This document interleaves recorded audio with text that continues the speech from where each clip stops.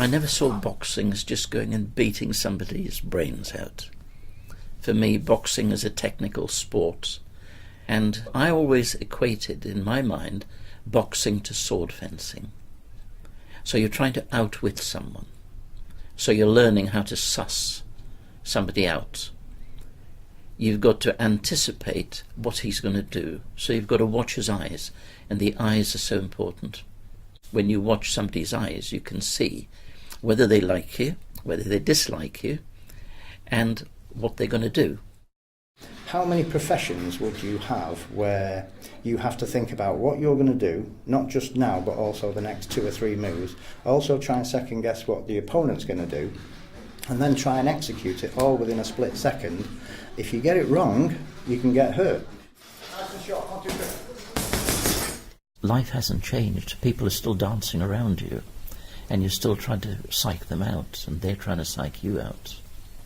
And they will put some negative things before us to see how we react before they put the positive.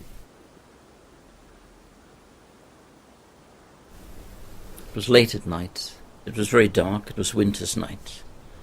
And all of a sudden, a group of lads, must have been about 15 to 16 in their age group, was following me. And they were using threatening language. So there was a bit of fear in me. I knew if I ran, they were going to catch me. So the decision was to stop.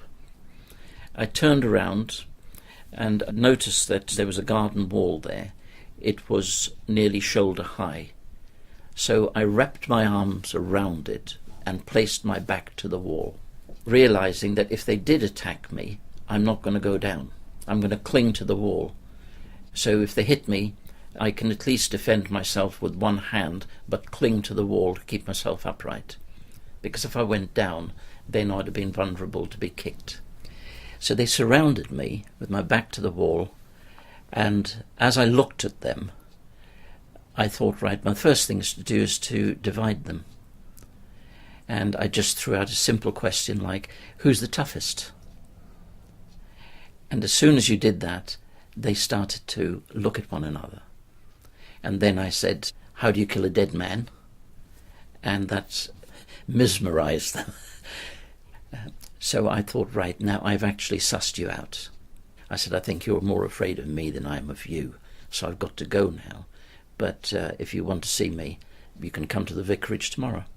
And I left them and walked away. 2 of them landed up working in the fruit market. So whenever I used to see them, they always used to say, good morning, Father, how are you?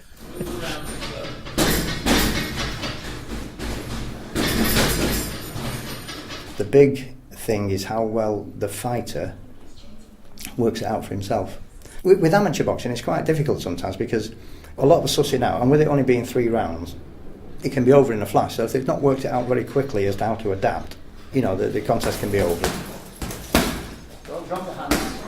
Love is not passive. Love is very active. And love is absorbing. It can absorb energy and transform that energy from hate back into a trust.